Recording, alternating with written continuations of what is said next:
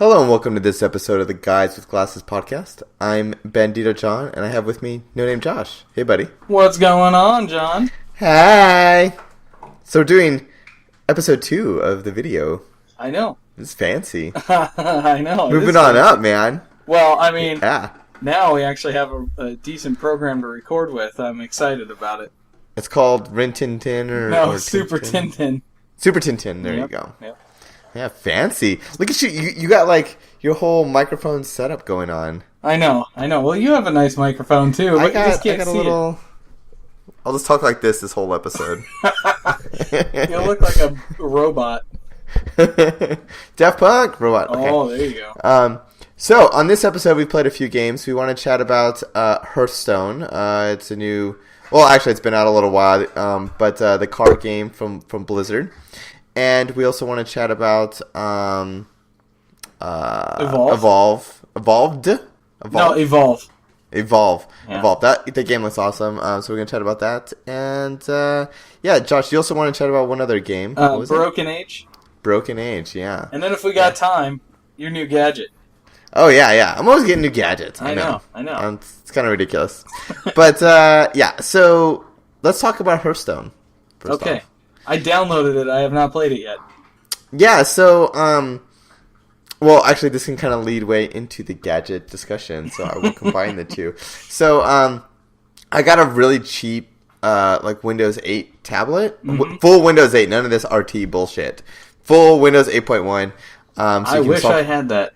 Yeah, and this little tablet, it was $200, so it's really cheap. Oh, and it is. So it's got a little Intel Atom processor. It's a little 8-inch thing. And people were saying that Hearth Stone runs really well on it. So I mean, you can't run like Half-Life 2 or anything on this, but you know, for a card game, I was like, oh, okay, I'll check this out. You know, I like Magic the Gathering, and I was playing it, and it's actually a really good game. It's really fun. It's very, very similar to Magic the Gathering. There kind of is mana. There's monsters, there's spells, and you're going up against each other, but I think it does a good job of being simpler than Magic. You don't have to tap mana. Instead, every round you get one more mana, and then you can spend that mana. And when you choose to attack, you can choose to always attack the monsters or the Planeswalker equivalent, the hero. So it's kind of cool. I mean, they have a lot of elements. I don't know. I mean, what's your thoughts? I mean, do you like these kind of digital card games? Yeah, I do. I didn't buy this year's Magic, which upset some friends. but yeah, exactly. Like, you and Dark both were, like, upset about it. Like, come on, we're going to play. Yeah. But, I mean, if you could see right now, I have, I don't know, 4 holiday boxes and all this other stuff of Magic cards. So it's like, I have a lot of that, but the online ones... Do you get to customize your deck in Hearth Stone? You do. You can buy boosters, you can unlock boosters, or you can do like the Magic tournaments that we've done, which is like you enter into a tournament and then you can build a deck with the booster that you get there. Yeah. So yeah, you do have options, and I mean, there's not like 10,000 cards like there is in Magic. I'm not sure how many cards there are, but it's definitely a lot less. But you can build your own decks, and there's legendary and rare cards and stuff. So. That's always been my biggest gripe with Magic, and I know they fixed that this year, but that you were limited in your customization. But yeah, you know, I've never been very good at deck building. I love playing Magic, but I don't like building decks. And once I've built a deck that I think is okay, it doesn't change for years. I think I've had the same deck for like 10 years of playing. So I like that about Hearth Stone is that it seems a little bit more straightforward in terms of building a deck. You know, and also, I mean, it's in beta right now, so they're constantly updating it, you know, and tweaking it and stuff. But it's kind of cool. Another element that I like is that the heroes, or the Planeswalker equivalents, they also have abilities, and you can choose who your hero is. And That's cool. Yeah, they have an ability that says, like, every turn you can deal 1 damage to anything or something. And so, yeah, they're kind of fun. It's a cool game. I mean, it's kind of lightweight, you know, and it's I like it. Well, I don't mind that. I don't mind stripping down a game to be purely fun rather than kind of like too much tuning, which is kind of Magic. Yeah, there's so many cards. I mean, Magic is. I mean, I always think of Magic as like a hardcore game. Magic isn't really newbie friendly. I think that was kind of their strategy with Wizards of the Coast, was that the console games and the iPad game, that was an entryway into actually selling cards. Their real objective is to sell cards. Yeah. To sell boosters and boxes. And so the games kind of always felt like there was always a wall. Like, if you played it a little bit, like, you'd unlock everything, and then there really wasn't any more depth there because you're always kind of limited in your deck. You couldn't build decks. You could just kind of remove cards, basically, from the decks that they already pre-made. So, I think that's kind of what's cool about Hearth Stone, is that, I mean, it's digital from the ground up, so the expectation is, a full-featured game. Yeah. That way. Yeah. But yeah, and what's nice is that, I mean, it actually runs on a tablet, and I'm sure this game's only on PC right now, but it's definitely like touch friendly, so I think it's going to come out on iPad and everything. It's like, swipe to like move cards and everything. So I wish I could get it on my Surface, but yeah, but you have Surface RT. Oh, I know, and now it doesn't work. What? Yeah, it's got this error, and I talked to somebody about it, and they said that it's like a serious problem, and I have to contact support. Oh my god, what a piece of shit. Yeah, it's just been a nightmare. Oh my god. Well, I'm liking my little 8.1, it's a little notepad thing, my Windows 8.1 one, so. Yeah, I don't know. And it's cheaper than a Surface RT. Oh, I know. It's ridiculous. Yeah. Well, talking about some other PC games, this game's coming out on Xbox and PC and PS4. Evolve. What was your thoughts on this? Tell our viewers what it's about. It's made by the guys who made Left 4 Dead, the first one. And it's basically 4 hunters against 1 monster. At least that's what they've revealed so far.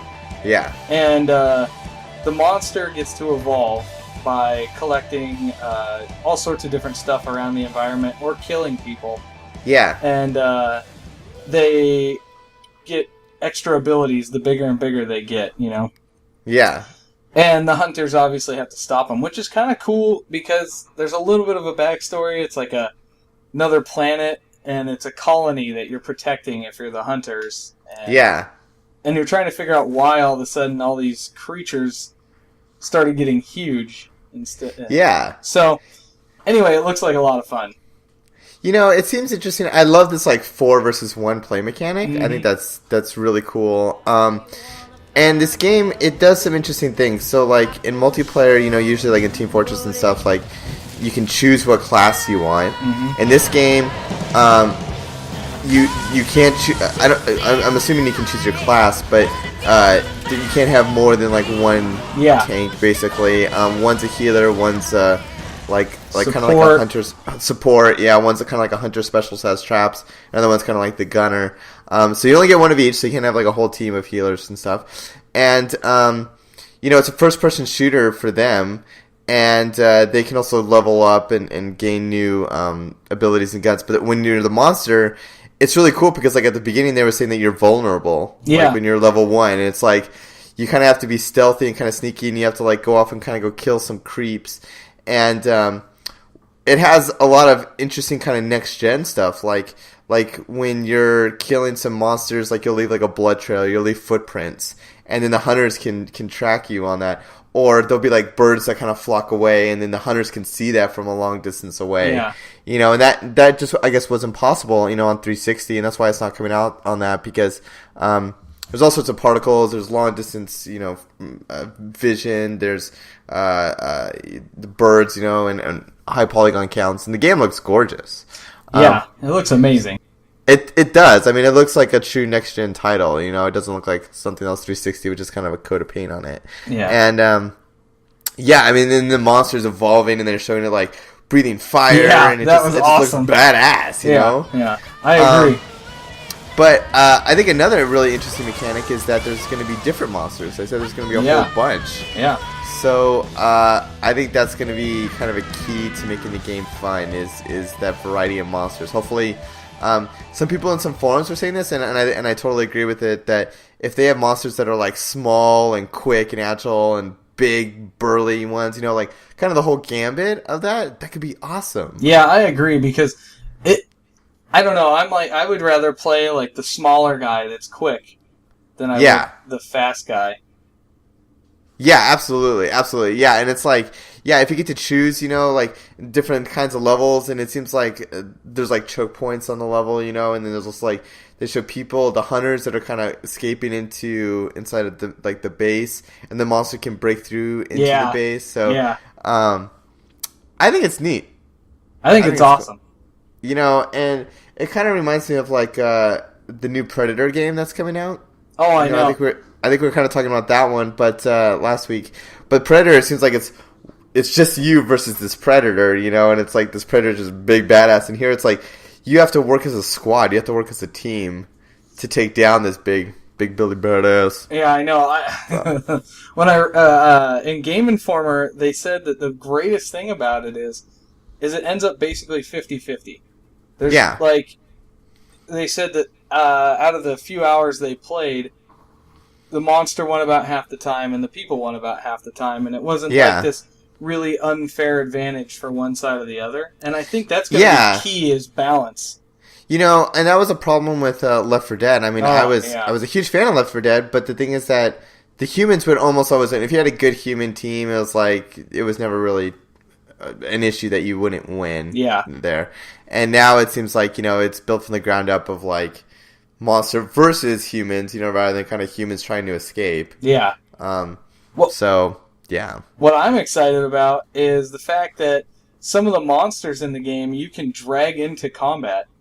Like, say, the one thing that they were talking about in there is that as a monster, you can actually, like, trick the humans into shooting at you and maybe hitting, like, this giant sloth-like creature, and it'll come, like, blasting into them, and then you can both work together to take the humans out. Or the reverse is true. You get the monster to accidentally breathe some fire on something, and all of a sudden, you know, you got this huge battle. Yeah, you know, and it seems like if this is a trend, I'm totally for this trend of like controlling big ass things. You know, like like Titanfall is coming out soon. Super pumped about Titanfall. You know, and in a similar vein, I mean, that's like, you know, you're controlling a big Titan, and what's cool about that is that I guess they had all the previews that came out recently, and you get a Titan like every couple of minutes. It's not one of those things that you have to camp out for. You remember like the old Battlefield games where it's like everyone wants to fly a jet and everyone would just camp the airfield, you know, and it's like, well, that's no fun. And I mean, in this game, it's like you get your own Titan, and I think a big question for Evolve is going to be how is it random on who's selected to be the monster, and they're going to have to really deal with the issue of, like, how do they get people selected for that? Because there's going to be people that are going to be like, oh, I'm not the monster, quit out of the lobby, you know? And it's like, do you penalize them or do you reward players, you know, for staying in, you know, kind of thing? I think that's going to be tough because people are going to want to be the badass monsters. This is actually an annoying problem in Last of Us. Yeah. If whomever the host is bails, or whatever, you lose connection, and you're in the middle of, like, finishing the last day of whatever, what do you call it, challenges, then they penalize you as if you quit out of the game, or whatever. Yeah, and it's not your fault. Yeah, so you'll lose, like, instead of the 20% of your population you'd lose, now you lose 60%, and you're just like, oh my god. Yeah, and it's because it's some dumb fucker. Yeah, exactly. Or like just a glitch in the system, you know? It's just like... Oh, yeah. It's like, come on now. Actually, okay, that was kind of annoying about Hearth Stone, going back to that, is my Wi-Fi cut out for like 2 minutes, and I was playing the tutorial, so I wasn't even playing anyone, and you have to have a constant connection to BattleNet. No, that's kind of annoying. I'm sure people have been griping about this for years, but this is my first Blizzard game I've installed in a while with this. and it cut me out, and then I had to redo the entire match. You know, so it's like 10 minutes of gameplay had to be redone. And I'm like, it's bullshit, you know, for an offline game, or for this offline component. Yeah, I agree. You know? If you lose like connection while you're playing a single player game, shouldn't matter. Yeah. Only in multiplayer should it really matter. Yeah, and then, I mean, there's times when, like, yeah, my connection did cut out, but I shouldn't be penalized for that, but then there's also people that are just jerks, and, like, they'll pull out their cord. Yeah. Just so they don't lose a match. And so, fuck those people. They're ruining I agree. Oh, man. Well, the biggest problem I see with this game is I feel like as you get higher level, you're going to unlock more stuff. Yeah. That is going to be a balancing issue. They're going to need to find people that are in the same level range so that it doesn't become this really super unfair tournament. Like that was the problem with Dead Space 2. Oh, it was atrocious. You'd unlock to a certain level, and whoever played the most was going to win, basically, because they had better equipment. Yeah, and that's kind of a question. It's like, in games, do you kind of go the route of, like, the higher level you are, you just get a badge next to your name and it's kind of bragging rights, or do you actually, like, become overpowered, and that's kind of unclear as to what's going to happen in Evolve. Well, it's fine if you're going to, make people badass, but you need to figure out, like, a level system so that you put level 10s and 20s together. Like, why not just copy and paste freaking Halo? We've been talking about this, man. Dude, I know. Match balancing is so simple, yet nobody can figure it out. It drives me nuts. And it's good. It's like, oh, you're paired up with someone that's a little bit higher level. Well, it's going to pair you up. Like the levels balance out, It's like, oh, you got some low-level people. It's going to put you with some high-level people, and then the other team is the same. Yeah, I know. It drives me nuts. Drives me crazy. I know. Like Last of Us is like that. It'll put, like, level 137s against, I'm, like, a level 17, It's like, that's not really super fair, because you unlock more and more loadout points, and then you could have, like, really annoying shit. On the topic of Last of Us, are you going to get the DLC that's coming out? I have not finished the original game. Oh, yeah! What the hell? Did I tell you why? You told me you had, like, a game crash or something, It won't load. I can't get it to actually work. Even now, after it's been patched and everything, have you tried it? Yeah, I tried it, like, last week after the update, and... Yeah. Still couldn't get... So... Dude, you gotta restart it. Just... I need to, like, wipe it from the hard drive completely, because... Yeah. It won't even let me start a new game from that checkpoint. It still screws up. What the heck? Yeah. I don't even know. I'm like, how is this humanly possible? But, whatever. Anyway, are you getting the DLC? Yeah, I am. I love the single player of the game, so yeah, I'm gonna get it. Yeah, I actually there's multiple DLCs I gotta get. I gotta get The Walking Dead Season 2. Yep. I still haven't gotten it, and I feel terrible for it. I know. I kind of just want to wait until there's a few episodes, because it's like, oh god, I can't wait like 3 months for every episode, or 4 months. And then I also got to get Wolf Among Us. Yeah. Cassie bought it, and that's the only way I've played it, is through that, so. Oh, yeah. Yeah, but she's been yelling at me about Walking Dead. She's like, "Are you serious? Why haven't you bought it? I want to play it." So. Did you watch it? Did you watch the second half of the new season? Did you watch Walking Dead? Oh yeah. Oh, we could talk about that too. Oh buddy. Yeah. So okay. So what was your thoughts on this episode of Walking Dead? The first... Yeah. It was good and bad at the same time. I don't know. I like seeing Michonne kind of come out of this, like... You get to see kind of her history. Her kind of, like, why is she so hardcore, I guess? You know? Why is she so, like tough, I guess, with this tough exterior? Yeah, you see her kind of, like, revert, and then all of a sudden realize this isn't who I am. Yeah. And, the zombie killing was awesome. She just goes like crazy and she starts hacking away and stuff. Yeah, that is awesome. I was watching the behind the scenes. She was only supposed to kill 8 people out of the 21, but she just started going bananas, and like the producers rolling? Like, okay, we'll go with it. They only had budget for like 10 kills or something. It was crazy. Yeah, I wonder if like did they cut something else out, or they're like, I don't know. Let this happen. Did you know that Chandler Riggs actually ate all that Pudding? The pudding, yeah. Oh my god! Everybody got sick of it. That was a lot. That was like a 5-gallon tub of pudding. Yeah, he said at the beginning I loved it, but by the time we were done shooting, because they had to, have him eating it. Yeah. And then every shot they had to have him re-eat more of it. Oh. It was just gnarly. Yeah. So on the topic of him, he's not my favorite. Really? Yeah. He's annoying as crap, but he was an asshole. He thinks that he's awesome. He thinks that he's tough shit, but he's not. Well, I mean, he did survive. Yeah, he just he said like the meanest things possible to Rick. Yeah. In the episode. But that's kind of like a teenage thing to do. Yeah. I mean, still, I don't know. It's interesting. Yeah. I agreed with some of it, but at the same time... I was kind of hoping he got munched on. That's what I was hoping. Really? Yeah. I was, for sure, Rick was a zombie for oh, yeah. I'm like, well, now this show is fucked up because how is Rick dead, But thank God. Yeah. Yeah, that was... well, I'm looking forward to this Sundays, I think this last episode, it was a lot of plot. Well, it was mostly really just Michonne and Rick and Carl.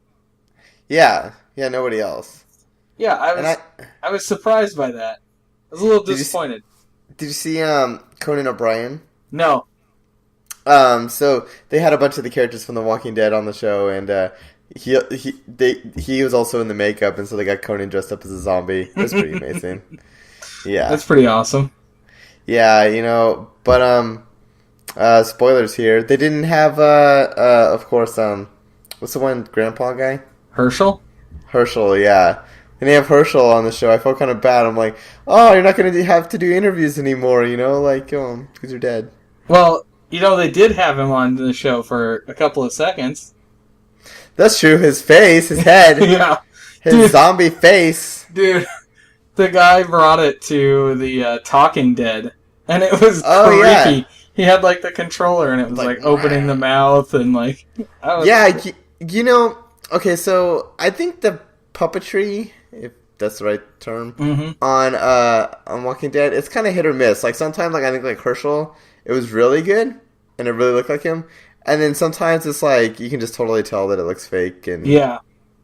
Some of the background zombies, basically. Yeah, well, that's what they say. They only have budget for so many, close-up zombies is what they call it, and then they have background zombies, so... Yeah, and it's sometimes, some of the close-up zombies, it's you can tell, oh man, this guy has great makeup on, and then this zombie, just oh, you can tell that they're fake, and their jaw pops off or something. Yeah. Obvious. I think that happened this last episode, and it's could tell that was a fake zombie. Yeah. Yeah. Well, give it more budget. I really thought that Carl was gonna die. Because Rick says, "Oh, don't waste a bullet. You might need it." I thought for sure he was gonna die for sure. Yeah. That's pretty good though. It was okay. Yeah. It just isn't. You come from that mid-season finale where it's that was freaking amazing. Crazy. That was and amazing. then it's this slow pace again. I was just surprised by it. Yeah, that was kind of disappointing.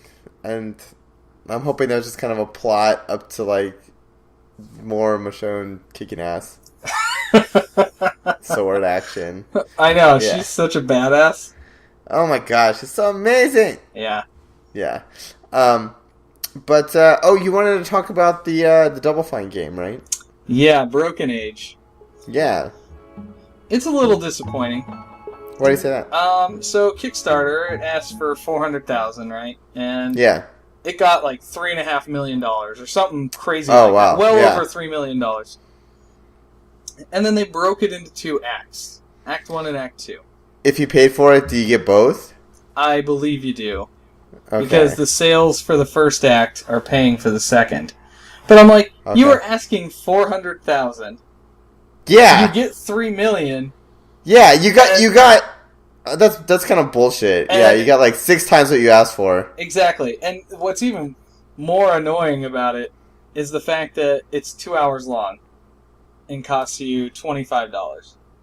What the hell? Yeah. Well, I mean, it's a nice point-and-click adventure. It looks freaking gorgeous, and is it voice acting and stuff? Yeah, it's got Elijah Wood and oh wow, and some other lady. I can't remember her name now. So what did they do? Did they have stretch goals on the Kickstarter? So they did, and that's what I thought that's what they were going to add was some, but it just doesn't seem like. I don't know. It doesn't seem like worth it for all the money that they got. Exactly. I feel like fans should be a little bit upset about it. You know, people who donated should be But it's double fine. People will eat that shit up, whatever they make. I mean, the stories are fun, and the everything is good about it, but is it $25 worth it? No, because I could buy 5 episodes of Walking Dead for that. Yeah, exactly. That's 12 hours worth of, time, and it's more finely crafted, I think. Yeah, like I heard that the Metal Gear Solid game that's coming out, it's supposed to be like 2 hours long. It's $60. Yeah, see, that's just not worth my time. Yeah, and then they were trying to defend it, being like, "Oh, you can play it again, and you can go multiple different angles." But it's like you already know the plot, you already know everything. I mean, like just because you're going path B versus path A, that doesn't mean that the game should last twice as long and that people are going to play it 5 times. Yeah, and that's the other thing. I thought, like, with the amount of money they'd get, that you'd have, like, side quest stuff you could do, but it's all just, like, you have to do this and you have to do this. But the game's fun. Like, one of the funnier parts is you have to get a tree to throw up. So you can get it How do you do that? You have to show it, like, mutilated wood, which is like chairs and That's stuff. That's pretty funny. Like, no, you're gonna make me throw up, and then he finally pukes, and you use the sap to use something to stick something together, and I don't know, it's just fun. That's fun. But do you like these kind of point and click adventure games? I do. I love point and clicks, and they had gone away for so long. Yeah. And now it seems like they're starting to come back in earnest now. Like, have you played, like, Machinarium before? No, I haven't, which is sad. Have you heard of it? Uh-uh. It's kind of, it's on Steam, and it's kind of like a steampunk little robot, and, it's point and click. You have to kind of, like, solve puzzles. Yes, I have. Sorry, Cassie has it. Yeah, it's got, like, really pretty graphics. Yeah. And kind of, like, hand-drawn. There's actually a bug in it that you can't get past a certain part if you accidentally walk back out the door, which is where I stopped playing it. Yeah. Oh my god! You gotta be a gameplay tester because you find all these weird bugs. I know, it's freaking ridiculous. It pissed me off so bad because I was like, oh, this is a cool, fun game, and then all of a sudden it's like, done. I was like, damn it. Oh my god. And this is like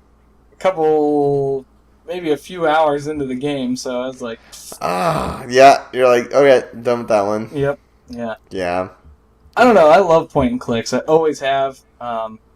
Yeah. I feel like if Ron Gilbert had done this, the guy who did Monkey Island and all that stuff, there would be a lot more stuff involved for the money. You know what I mean? Yeah. Does Ron Gilbert do any other games recently? He's... I'm trying to think of what he worked on. He works for Beep Games, and they have a couple games that just recently came out, but I can't remember the names offhand. Are they point and click, do you know? One of them... No, neither one of them are. Oh, okay. But... Yeah. Yeah, they're kind of like rare gems, Like, once you find a really good one like Machinarium, these other ones, it's like... People kind of flock to them, I think, just because, like, it just kind of brings back, like, that nostalgia, kind of that classic gameplay. Yeah, I think that's, like... I think you're dead on with that. That's exactly what it is for me. Like, yeah, I found a game company that does almost all point and clicks for mobile devices. Yeah, and I'm like, this is. I downloaded every single one of their games. I was like, this is awesome. Yeah, and that's another thing. It's that, like, touch interfaces work perfectly with it. Mm-hmm. And so it's like a lot of games now can be really, really good on iPad. They can come out or on Android. Yeah. And, yeah. So I kind of like the, I've played a few, oh, God. the first episode was free in this one game, and this team spent like a year trying to make episode 2, and it's kind of this dark nitty-gritty game where you can time travel between the 1970s and this apocalyptic future, and at any point you can cross. And the writing's really good, and it's interesting in that like it was only made by a couple people, and like everything that you click on has a little text box, and you know they have like some witty writing, and you know it's kind of this classic throwback, you know, to the 80s and 90s of video games, and it's cool that they're still kind of being made, you know. Yeah, I agree. I don't know. I just felt for $3 million. Yeah. You know, I'd have a bit of gameplay, you know. It paid for a lot of beer, you know. Apparently. and apparently, well, what's crazy to me is with that money, I would have thought, they would have used it to, like, advertise for it. I didn't see a thing about it. I realized it the day of because I was on Kickstarter, and it was the advertisement, the head one, like, this game got made by Kickstarter. I was like, oh crap, I forgot that was coming out. Did they just go like 6 times over budget, or like? Apparently, I don't know. Especially when you're saying, you know, the sales from the first, you know, we're gonna pay for the second. It's like you burn through all that money over that period of time. That just seems insane. Has it been selling well? Do you know? I have no idea. I did like it though. I like the story. I just don't. I think you should wait for a Steam sale or something to get it. Yeah. Well, you know, one thing I did do, I bought some Nintendo stock. Oh, you crazy bastard. Yeah, I did. They're in, like, some serious flux right now. I know. And I'm kind of taking a gamble because they're low right now. But I'm hoping that they'll make some mobile games. We'll see. I know, we've been talking about this in the last few episodes. And that's my gamble. You know, like, kind of talking about the nostalgia factor. I think the Mario house is strong, but yeah. I don't know, man. Nintendo's made some serious missteps. Oh, I know. The whole no internet or no competitive internet is just, it's killed them. I know, and we'll see what happens when Smash Brothers comes out. Oh, I almost bought a Wii U today, though. I will say that. Weren't you gonna get a PS4? I was, but I realized most of the PS4 stuff, it's a lot like the Nintendo to me.